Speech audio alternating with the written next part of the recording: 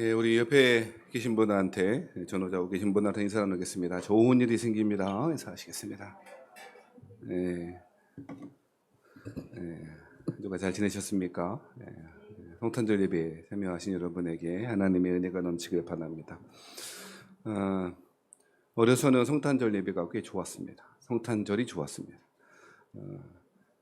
어려서부터 신앙생활하고 교회에서 자라왔던 저로서는 성탄절이 대목이었습니다. 뭐 선물도 많이 받고 교회에서도 주고 크리스마스 전야 행사를 준비하느라고 재밌기도 했고 힘들었습니다만 재밌기도 했고 한 가정 한 집에서 모여서 친구네 집에서 모여서 밤새 게임하고 놀았던 기억도 참 좋았습니다. 물론 25일 그렇게 밤새 놀다 보니 25일 성탄주일 예배에 참여하긴 했으나 무슨 말씀을 들었는지 한 개도 기억이 안 났더랬어요. 뭐 하나도 기억 안 나죠.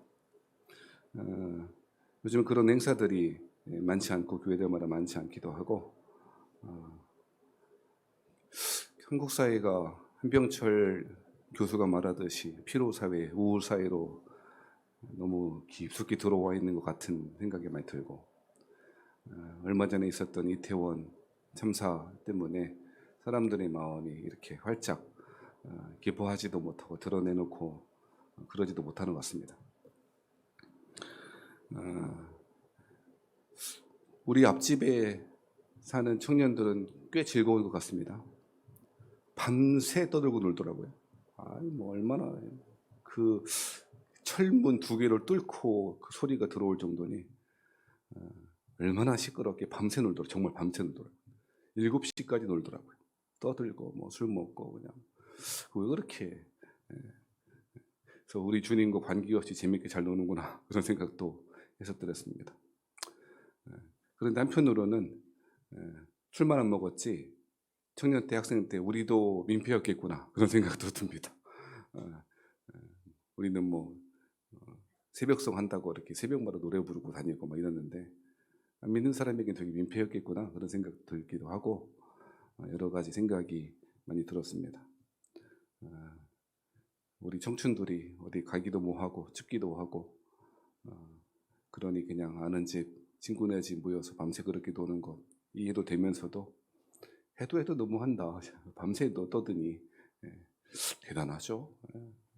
철문 아파트 철문 공간 또 철문인데 그걸 뚫고 막 그냥 말소리가 다 들려. 세상에 제가 귀가 별로 막귀인데 잘 안 들리는데 너무 떠들더라고요. 그래서 학생 때 청년 때 지냈던 성탄 그런 일들도 생각나고 그래서 들었습니다. 어제 성탄 전야 집에서 가족들과 행복하게 보내셨죠? 조용하네. 아니에요? 그래. 저녁고 뭐고 그냥 집에 계셨습니까? 잘하셨어요. 요즘 너무 추워갖고 다른 데는 다 녹아도 교회 앞은 왜 이렇게 안 녹는지 열심히 눈을 치워도 여기가 음달이라 그러는지요. 너무 춥고 교회에도 저거 있으면요 엄청 막 그냥 4겹 5겹을 입어도 추워요. 그래서 왜 추운데 왜 껐냐? 여러분 또 너무 또 답답하실까봐 좀 이따 또 킬게요. 저에게 성탄절은 여러 가지 뭐로 여러 면에서 기쁘고 참 좋은 날이었습니다. 물론 앞서 말씀드렸듯이 성탄절 예배 때는 거의 입신 상태였기 때문에 설교가 한 개도 생각 안 납니다. 물론 여러분 가운데는 항상 그러신 분도 있겠습니다만 특히 성탄절 예배는 성탄 전야 때문에 너무 말씀을 거의 못 들었죠. 거의 예배도 드린 듯 마는 듯 참석하긴 했었으나 거의 뭐 아무도 생각 안 나고 그랬습니다. 그래서 성탄절은 우리 주님 그냥 나셨겠거니 라고 하는 정도 기뻐하고 경배하자 그러니 그러자 정도로 그렇게 생각하시거나 깊이 묵상해 보지 못하는 것이 저도 그렇고 여러분도 그러시겠죠. 뭐 예수님 탄생하셨거니 라고 하는 것 크게 뭐 당연하고 뭐 기쁘고 좋은 날이겠거니 라고 하는 것입니다. 우리 집에 식구들 중에 누가 한 명이 태어난 날을 기뻐하고 좋아하고 축하하지 않습니까? 하루치면 그것이 늘상의 기쁨이 되어지고 항상 아기 태어난 그 우리 자식 태어난 것 때문에 기쁘고 좋지는 않은 것처럼 우리 주님 나신 날도 이때만 잠깐 그렇지 그런 것 같아요. 그렇죠? 자식은 다른가요? 자식은 볼 때마다 좋나요? 어떤 분은 볼 때마다 성질 난다 이런 분도 있으실 텐데요. 예. 성탄절이나 우리 가족이 생일을 맞은 그것과 크게 다르지 않은 것 같다라고 생각도 하게 되는 것이죠. 근데 왜 그럴까? 우리가 주님 오신 것을 너무 당연하게 생각하거나 우리 주님이 뭐 그래 오셨는가 보지라고 하는 일상의 어떠한 일들처럼 여상하게 지나가기 때문인 것 같아요. 오늘 특별하게 새로운 메시지, 신박한 메시지를 전할 것은 사실 없습니다만 우리 주님이 왜 축성탄이라고 하는지, 왜 기쁜 예배라고 하는지에 대해서 간단하게 몇 가지만 말씀드리도록 하고, 그래서 우리 안에 우리 주님 오심이 얼마나 기쁜 일인지 다시 한번 리프레시하고 생각하는 은혜의 시간 되길 바랍니다. 예수님 탄생하신 사건들은 복음서에 다 기록되어 있는데요. 특별히 마태복음에서는 예수님이 왕으로 오셨다는 사실을 강조하고 있죠. 누가복음하고 좀 달라요, 그죠? 누가복음은 하나님이시다, 섬김의 종으로 오셨다, 여러 가지 관점이 좀 다른데 마태복음은 분명하게 예수님은 왕으로 오셨다라고 하는 사실을 이야기하고 강조하고 있습니다. 뭘 보면 알 수 있나? 마태복음 1장의 족보를 보면 알 수 있죠. 마태복음은 여러분 당황스럽게도 족보로 시작하지 않습니까? 좀 있으면 신년일 텐데 신년이니까 성경 한번 읽어볼까? 라고 읽었다가 창세기 좀 보다가 이게 내 스타일 아닌 것 같아. 출애굽기에서 포기하고 레위기에서 포기하고 그래도 역시 짧은 신약부터 해볼까? 라고 맘먹었는데 마태복음에 오자 또 좌절하게 되죠.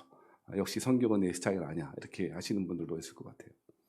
하지만 여러분 마태복음 1장이 족보로 시작한다는 것은 여러 차례 말씀드렸듯이 꽤 중요한 의미를 가지고 있고 여러 가지 이유 중에 하나는 예수님이 왕으로 오셨다는 사실을 강조하는 왕의 족보다라고 그렇게 이해하시면 좋겠습니다. 마태복음은 전반적으로 주제가 예수님이 왕이시다라고 하는 것을 강조하고 있죠. 우리 신앙도 그런 거라 그랬잖아요. 그죠? 예수 믿고 구원받는 것, 죄의 문제를 해결하는 것 정도로 기독교 신앙을 갖는 것은 꽤 위험하다라고 말씀드렸어요. 그죠? 그런 식으로 기독교 신앙을 받아들여서 예수 믿으니 죄 사함을 받았네, 죄 사함이 받았으니 천국에 가겠네라고 하는 정도로 신앙을 이해하면 안 된다고요. 여러분이요, 요즘 정신과 상담을 받거나 진료받는 사람이 꽤 많다면서요. 엄청나게 많더라고요.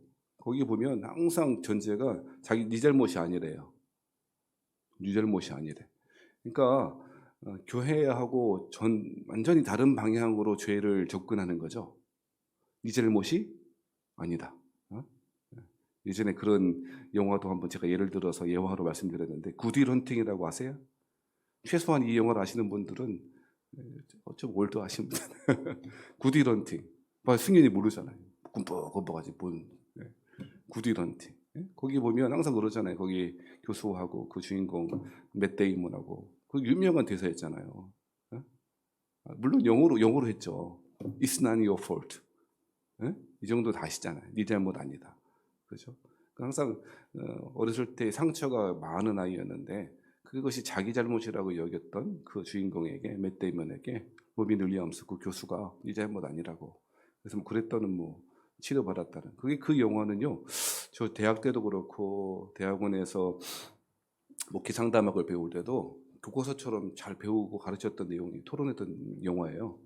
뭐냐? 심리학. 세상의 사람들의 죄를, 자신의 죄책감을, 자신의 문제를 다루는 관점을 잘 보여주기 때문이에요.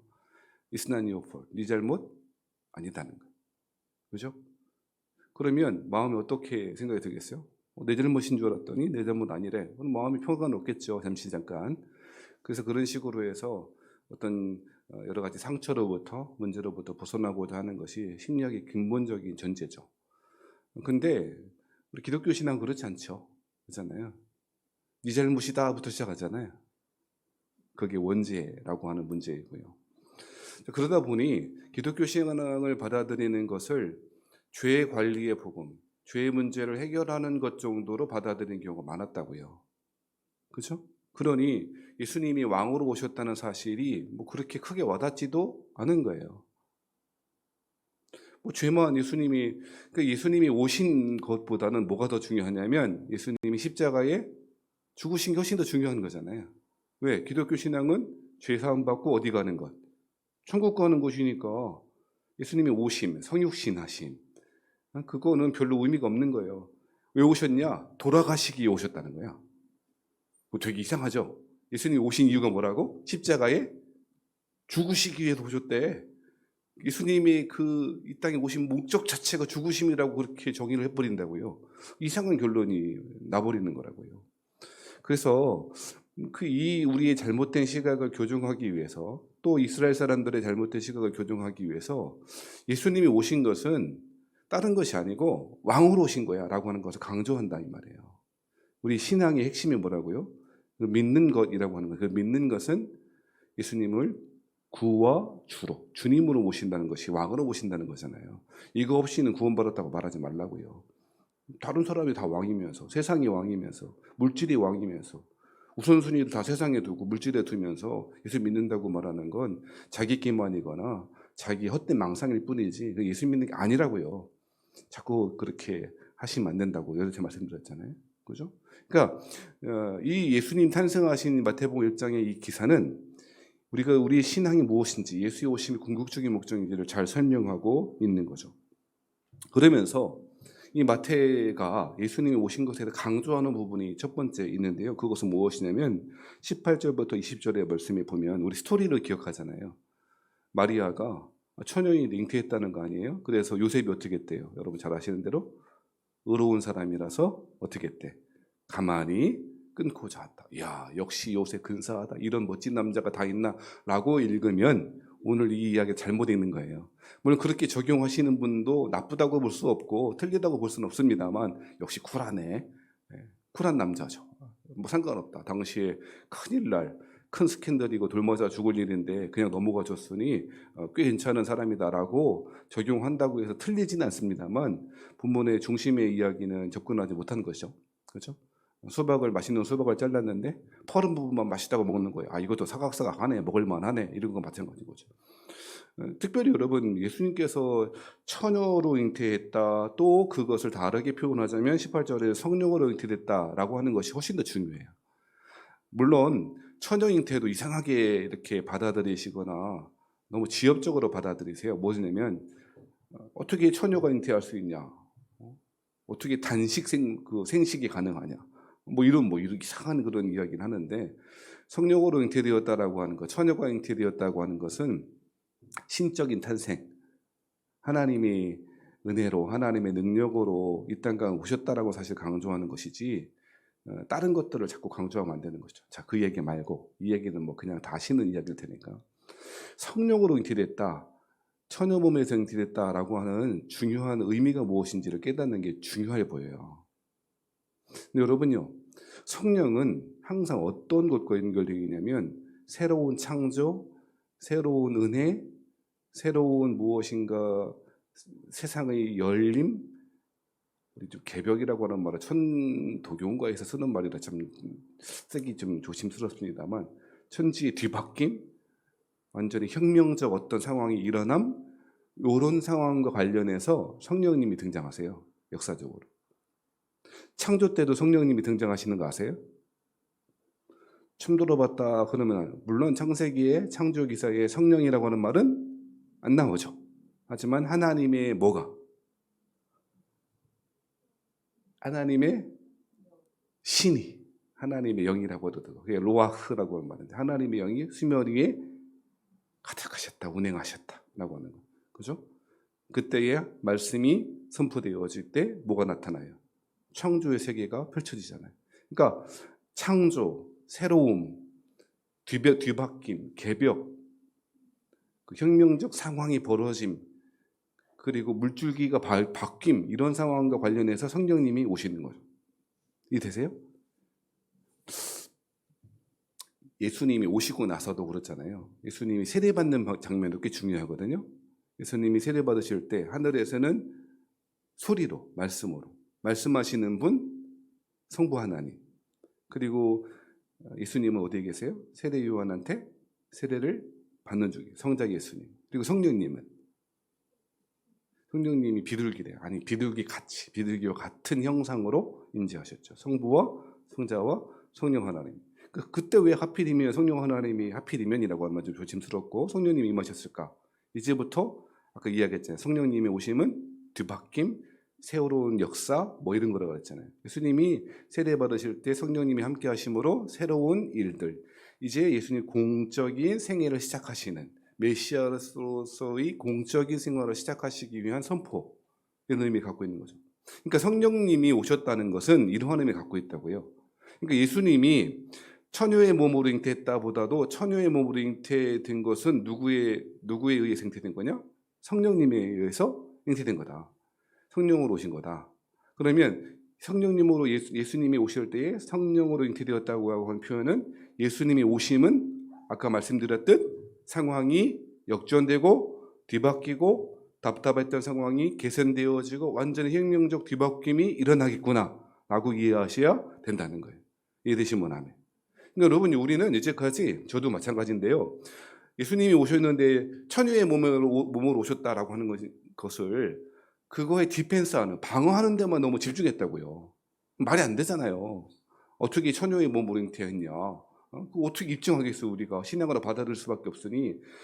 근데 이것이 교리적으로 중요하다 보니까 그것이 예수님이 천의 몸이 아니고 인간의 보통 출생법을 출생하셨으면 원죄를 물려받고 그래서 그 원죄 때문에 예수님은 구원자가 될 수 없고 이렇게 연결되어 이러한 일들 때문에 성령으로 오셨다, 천의 몸으로 오셨다는 사실의 전 그 중요한 의미를 우리는 잊어버리고 그냥 교리적이 방어하는 데만 썼다고요. 그러니까 그렇는가 보지 라고 하는 식으로 넘어갔다는 거예요. 그렇지 않다고요. 오늘 마태는 예수님이 나심을 설명하는데 먼저는 1장 1절부터 17절까지 족보를 쭉 설명하면서 예수님이 뭘 오셨다? 왕으로 오신 거야. 그런데 그 오심의 중요한 것은 더 우주적인 차원에서 역사의 뒤바뀜이고 혁명적인 뒤엎음이 예수님께서 이 땅에 오신 것이라고 설명하는 거예요. 이해되시면 하면. 그게 바로 성령으로 오셨다는 거예요. 이러한 사실은 이스라엘 역사 가운데 여러 차례 이야기하고 예수님이 메시아가 성령과 함께 성령으로 오실 것이라는 사실은 예언되어 왔습니다. 여러분, 이사야 11장 1절과 2절 말씀에 보면 제가 읽어드리겠습니다. 이새의 줄기에서 한 싹이 나며 그 뿌리에서 한 가지가 나서 결실할 것이요 그의 위에, 여기는 메시아의 위에라고 하는 말인데 그의 위에 여호와의 영, 그 지혜와 총명의 영이요 모략과 재능의 영이요 지식과 여호와를 경외하는 영이 강림하시리니. 메시아가 오실 텐데 메시아 위에 누가 강림하신다고요? 빨리 읽어서 모르겠다. 이해하면 여호와의 영이. 이미 이사야 이 1장의 말씀을 통하여 메시아의 오심은 이런 식으로 전개될 것을 예언되어졌고 이사야 42장 1절 말씀에도 이렇게 예언되어졌습니다. 내가 붙드는 나의 종 내 마음에 기뻐하는 자 곧 내가 택한 사람을 보라. 내가 나의 영을 그에게 주었은즉 그가 이방의 정의를 베풀리라. 이거는 성부 하나님의 선포이고 말씀인데 내가 붙드는 나의 종, 내 마음이 기뻐하는 자, 이게 누구예요? 메시아, 예수님. 그 메시아 예수님에게 이 사람을 보라고. 내가 나의 영을 이 메시아에게 부어줄 거라고, 부어주었다고 그렇게 이야기하고 있다는 것입니다. 이러한 예언적인 선포의 완성으로 성취로서 예수님이 성령으로 잉태되었다는 것입니다. 이러한 사실은 예언서들이 많이 기록된 후반에 갈수록 이스라엘 역사의 후반기에 갈수록 굉장히 많이 강조되어들었습니다. 여러분, 성령 하면 그 구약 성경에서 성령, 나의 영 이런 걸 하면 떠오르는 혹시 장면이나 스토리가 있으십니까? 네가 빨리 말해보세요라고 지금 저한테 눈빛으로 막 이렇게 쏘시는 것 같습니다. 제 눈빛을 제가 읽었습니다. 그러니 제가 친절한 목사이기 때문에 설명을 드리면 저는 여호와의 영이 임한 사건, 그래서 천지개벽하듯이 새로운 역사, 회복 이런 것은 저는 에스겔이 제일 떠오릅니다. 이렇게 힌트를 줘도 아무런 하얗죠, 그죠?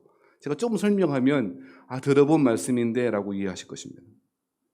에스겔 37장의 말씀이 바로 성령님의 오심, 성령이 함께 하심의 의미를 잘 설명하는 것이거든요. 에스겔 37장은 여러분 마른 뼈의 환상입니다. 에스겔이 환상을 봤죠. 마른 뼈들이 다 가득한 거예요. 너무너무 마른 뼈, 완전히 말라 비틀어진 뼈들이 온 들판에 가득한 환상을 보게 된 것이죠. 그것은 무엇을 상징하느냐? 이스라엘 사람들의 현실, 현재 이스라엘 역사의 현실을 보여주고 있는 것이죠. 그렇죠? 그래서 하나님께서 에스겔에게 뭐라고 말씀하셨냐면 에스겔 37장 5절 6절 말씀에 주 여호와께서 이 뼈들에게 이같이 말씀하시기를 내가 생기를 너희에게 들어가게 하리니 너희가 살아나리라. 뭐를 들어가게 하리니? 생기를. 이 생기라고 하는 말이 아까 설명드렸던 창세기 1장에 나오는 하나님의 신 루아흐라고 하면 똑같은 말이거든요.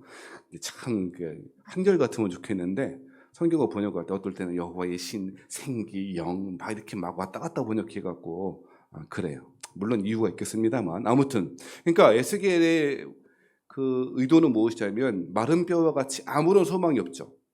무슨 소망이 있겠어요? 아무런 소망 없는 이스라엘 상황 가운데 하나님의 뭐가? 생기가 성령이 그들에게 임하실 것이고 그렇게 될 때 너희가 뭐하리라? 살아나리라. 이게 성령님의 오심의 역사적인 현상이라는 거예요. 그래서 계속적으로 읽어보면 에스겔 37장 6절 말씀에 보면 너희 위에 흰줄을 두고 사흘을 입히고 가죽으로 덮고 너희 속에 생기를 넣으리니 너희가 살아나리라. 또 내가 여호와인 줄 너희가 알리라 하셨다. 뼈가 마른 뼈들이 모아지고 나중에 그 장면 아시잖아요. 마른 뼈가 이 뼈와 이 뼈가 맞춰지고 그래서 그 위에 힘줄이 가죽이 살이 덮여지고 나중에 일어나게 되어지고 뭐가 되죠? 큰 군대가 되었더라. 그죠? 그러니까 지금 마른 뼈와 같은 소망 없는 사람들에게 하나님의 성령님이 임하시니까 그들에게 뭐가? 그들이 하나님의 영으로 말미암아 하나님의 용사가 되어지고 군대가 되어졌다라고 하는 것이 에스겔 37장의 말씀입니다.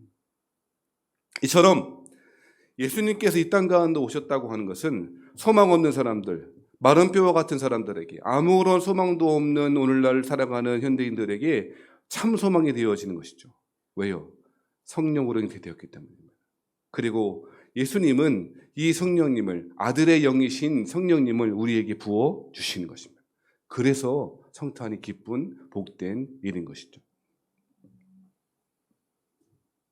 사랑하신 여러분, 최근에 개인적으로도 그렇고 여러분도 그렇고 어떤 마음이 드시는지 모르겠습니다만 해도 안 된다라고 하는 것을 아마 저는 여러분은 느끼실지도 모르겠습니다. 도대체 어떻게 해야 될까라고 하는 생각을 참 많이 하게 됩니다. 뭘 어떻게 발버둥을 쳐도 안 되겠다 뭐 그런 생각이 듭니다. 물론 저는 여러분에게 뭐 이런 얘기 들은 적이 이렇게 해도 저렇게 해도 안 되면 가만히 있는 수밖에 없지요. 하나님이 가만히 있으라고 할 때는 가만히 있으면 되죠. 하지만 말은 그렇게 해놓고 그걸 제일 잘 제가 못하는 스타일이거든요. 뭐 도대체 뭐 할 수가 없고 꼭 어떤 상황이냐면 예수님 오시기 직전의 사람들의 모습인 것 같다는 생각도 해봤어요. 자 보세요. 예수님 오시기 직전에 이스라엘 사람들이 어떤 모습이었을까? 우리 예수님 그 말라기 선지자가 마지막 사람이잖아요. 선지자. 그건 아시잖아요. 창세기부터 구약의 마지막이 말라기잖아요. 처음 들어봐도 곤란합니다. 말라기잖아요. 말라기부터 예수님 오시기까지 몇 년 걸렸대요? 네? 눈을 크게 뜨세요. 졸리시면 몇 년? 4년 아니에요. 400년. 그러니까 예수님 메시아가 빨리 오셔야 돼라고 하는 것이 가장 학수고대하던 때가 언제겠어요? 말라기 시대, 이 마지막 후기 예언 시대, 그죠? 그때 한참 이 메시아 운동이 막 일어났거든요. 그런 다음에 몇 년 지났다고요? 400년 지났다고. 그러면 여러분 생각해 보세요. 400년 지난 다음에 계속해서 메시아를 구하고 그랬을까요? 아니면 좀 흐트러졌을까요? 구했죠, 당연히. 흐트러지지 않았어요. 오히려 구했어요. 없어지지 않았어요. 그런데 문제는 뭐냐면 거기에서 메시아가 오셨으면 좋겠다고 하는 것이 이거 뭐 오시면 좋지 이 정도지 꼭 오셔야 돼. 오셔서 역사의 대반전 이런 건 없었다. 이해되세요? 그냥 이스라엘 사람들의 마음이 어떠냐면 이런 거예요. 오시면 좋은데 400년간 아무런 메시지도 없고 그전에는 선지자도 많이 보내시고 하나님이 직접 말씀하시기도 하고 환상도 보여주시고 이렇게 하시더만 400년간이나 아무런 뭐 얘기도 없어. 그리고 로마라고 하는 저 나라가 무슨 저 강대국이 어떻게 힘을 잃어버리겠어?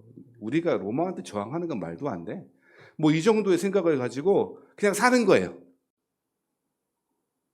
아니, 메시아가 오시는 거 좋지, 오시면 좋겠어. 하지만 뭐 나의 삶은 살아야지 라고 하는 그런 정도의 마음과 스탠스를 가지고 그냥 사는 거예요. 꼭 누구 같으냐면요, 오늘날 이 시대를 살아가는 그리스도인들의 마음이 그런 것 같아요. 그냥 사는 거지 뭐. 누가 예수님 안 믿는데 메시아 오시면 좋지. 우리는 초림하셨으니까 이제 우리는 뭘 기다리는 거지? 재림을 기다리잖아. 재림 오신다는데 안 오신다는 것도 아니고 오신다는데 뭐가 그렇게 막 고대하고 그래야 돼. 그냥 사는 거지.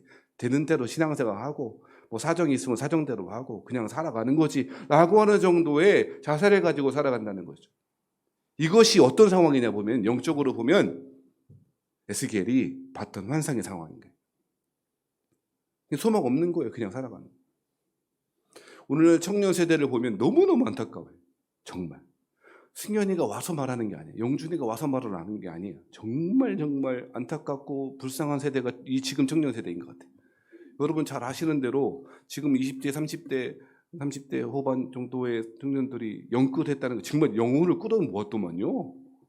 난 그냥 대출을 많이 받았는가 보다라고 하는 정도가 아니고 진짜 영끌했더만요. 뭐 제2금융권, 3금융권, 그 구체적인 사례인가 PD수첩인가 제가 방송을 좀 본 것 같은데요. 어이구, 이거 못 살겠던데. 아니 정말 우리 부모 세대보다 더 못 살게 될 첫 번째 세대가 우리 아이들 세대라고요. 그냥 그런가 보다 싶었는데 지금 현실적으로 와닿고 있잖아요. 어떻게 살아갈까? 우리는 저도 아직은 젊은데 여러분은, 우리 부모 세대는 그냥 살면 되잖아요. 뭐 그냥 이렇게 가다 가면 되잖아요. 우리 주님 안 오신다는 것도 아니고 오신다는데 뭐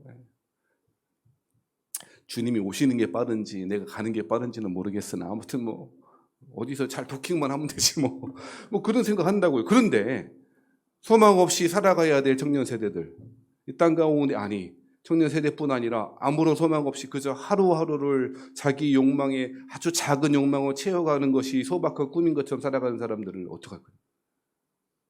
현재의 상황은, 성탄절 이 아침에 주시는 하나님이 우리에게 주시는 말씀은 에스겔이 봤던 마른 뼈의 환상의 상황과 같지 않냐는 것입니다. 살아가신 여러분, 그렇다면 우리에게 필요한 것은 에스겔이 봤던 환상입니다.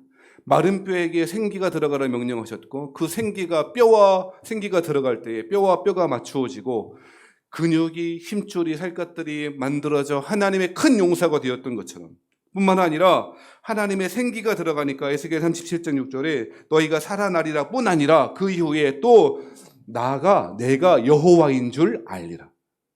하나님을 하나님으로서 알게 되어지고 경험되어지고 인식하게 되어지고 따라가게 되어지는 일들이 하나님의 성령으로 가능하게 된다는 거예요.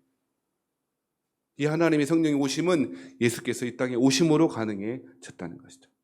이러한 은혜가, 이러한 성탄의 기쁨의, 성령 오심의, 예수 오심의 이 평강의 메시지가, 이 소망의 메시지가 저의 여러분에게 우리 마음의 신비에 새겨지기를 주의 이름으로 축원합니다. 두 번째로 한 가지 더 말씀드리겠습니다. 예수 오심의 기쁜 사실은 21절에 보면 아들을 낳으리니 이름을 예수라 하라 라고 하는 이름 속에 있습니다. 그런데 여러분 잘 아시는 대로 예수라고 하는 말은 뜻이 뭐라고요? 네?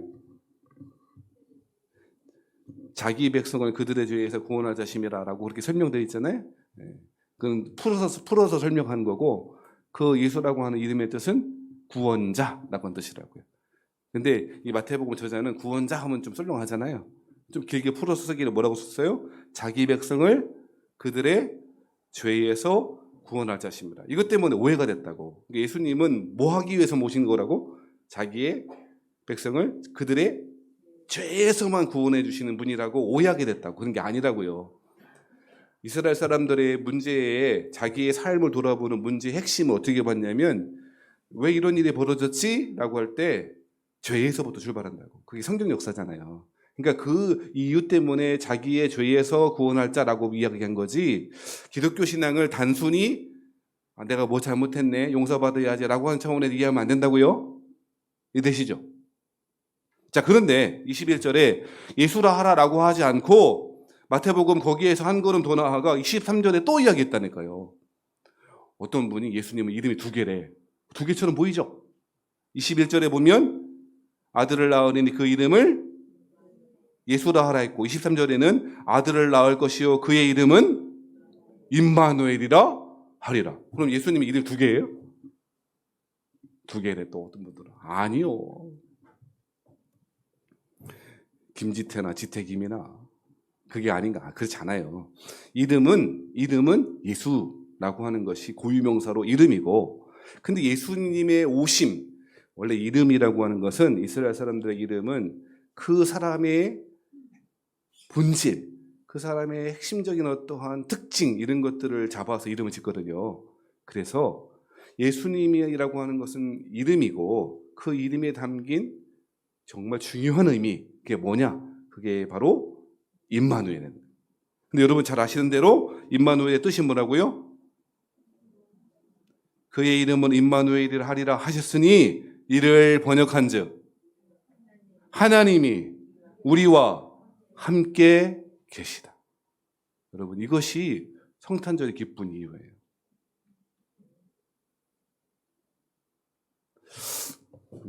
저희 집에 애들 이제 곧 군대 갈 것 같은데 저는 빨리 좀 가라 이 자식아 라고 하는 입장이고, 우리 집사람은 이 추운데 어떻게 가냐 뭐 이런 입장이고, 엄마 아빠 입장이 다른 것 같아요. 승현이는 군대 안 가니까 얼마나 좋은지. 혹시 자원병 가는 건 아니지? 해병대 막 이런 데 막 여자 부사관 막 이런 건 아니죠? 네. 군대 갔다가요 첫 번째 휴가 나올 때 엄마들이 막 울고요, 엄청 막 그냥 막 헤매기고, 갈비 소갈비, 평상시엔 돼지갈비 소갈비 막 하고, 이제 태용이 곧 가면 할 거예요. 이제. 엄청 좋아하더라고요. 저도 그런 기억이 있어요. 근데 저는 한 달에 한 번씩 이제 나왔어요. 저는 군대 생활을 되게 멀리서 했거든요. 천안 경찰서에서 했어요. 지금 저기 문화동 그 옛날 경찰서 자리 거기 제가 거기서 근무했고, 저희 어머님 집이 원성동이었으니 빨리 뛰어가면 5분 정도 집에 왔어요. 이렇게. 첫 번째 휴가 왔을 때는 다들 좋아하고 저희 집 사람도 되게 좋아하고 그러더라고요.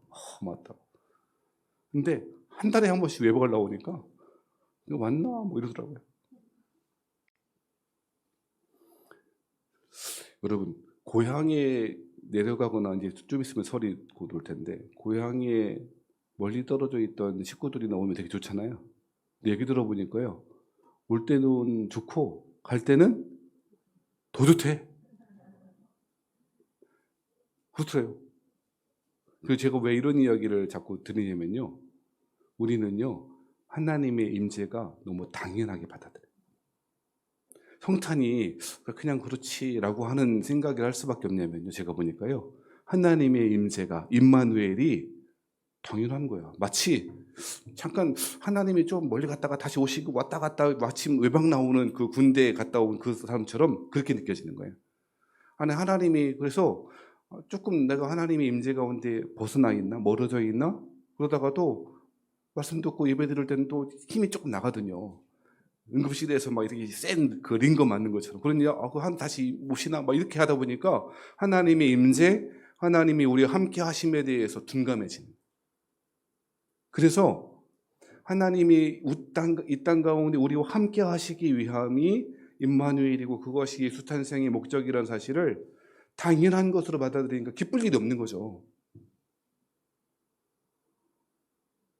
사랑하신 여러분, 이스라엘 사람들의 가장 큰 문제는 하나님의 떠나심이었어요. 이거는 정말 현실적인 문제였다고요. 보여졌어요. 어떻게 보여졌냐? 뭐가 파괴됐죠? 이스라엘 사람들이 AD 70년에 성전이 파괴됐어요.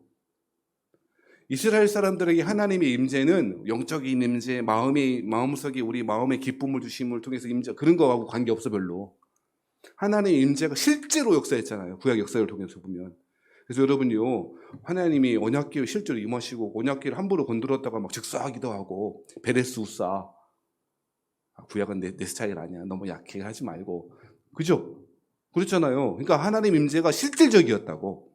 심지어는 제사장이 죄 가운데 들어갔다고 어떻게 해.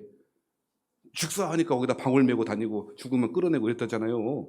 뿐만 아니라 하나님의 임재가 현실적으로 실제로 하나님의 영광 가고 신의 산에서 임하시고 갈멜산에서 임하시고 실제로 경험되어진 사건이었다. 그런데 포로기 이후로 하나님이 임재가 거쳐지게 되어지고 뭘로 드러나 그것이 포로로 끌려가는 것 자체가 더군다나 AD 70년에 하나님의 임재의 상징인 뭐가 파괴돼요?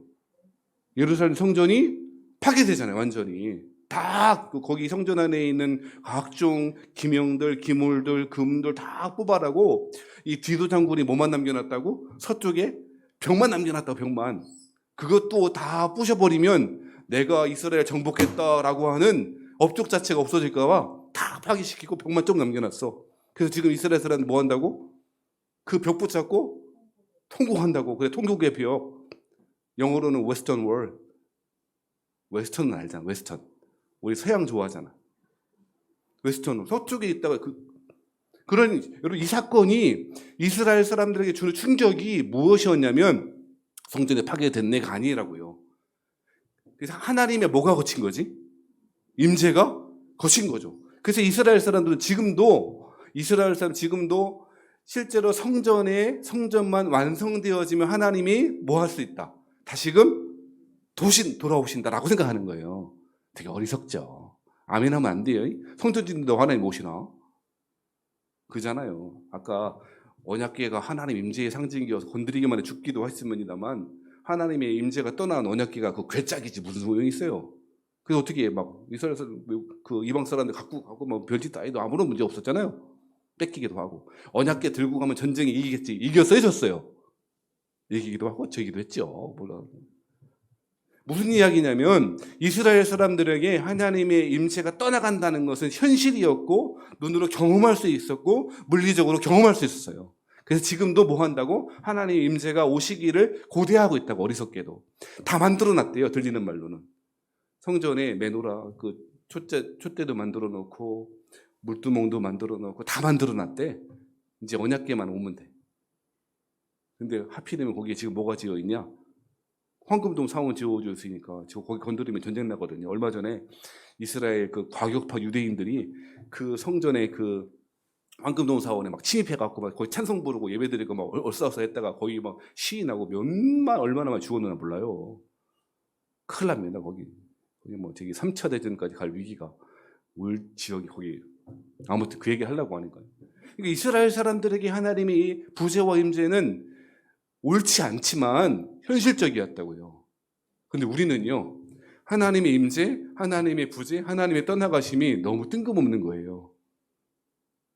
그리고 어떤 분들은 하나님이 우리와 함께 계시다는 사실이 그냥 뭐 자연스럽고 그러다 보니까 특별히 좋거나 그렇지도 않는다는 거예요. 마치 숨 쉬는 것이 그 숨 쉬는 게 너무 감사하대 그렇게 살진 않잖아요. 그러세요? 아니 아파본 사람들은 숨 쉬는 게 얼마나 감사한지를 알죠. 제가 예전에 어떤 우리 교회 집사님의 부친이 병원에서 돌아가시는데 폐병으로 폐암으로 그렇게 돌아가실 때 보니까요. 정말 안타깝더라고요. 마지막 그 죽음의 순간에 한 모금의 숨을 들이마시기 위하여 온몸의 근육을 다 사용하시더라고요. 너무 안타까워. 아니 그 정도가 돼야 숨 쉬는 게 감사하다고 하지. 근데 이러한 상황이요. 오늘날 우리에게 그대로 있을지도 모르겠다는.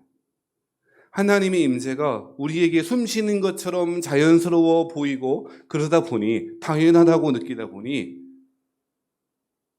예수 탄생이 우리와 함께 하시기 위하여 하나님의 부재를 역전시키셔서 우리와 함께 하시고 영원토록 우리 안에 내주하시기 위하여 우리와 함께 거주하기 위해 살기로 하기 위하여. 여러분 이 굉장히 중요한 단어인데요.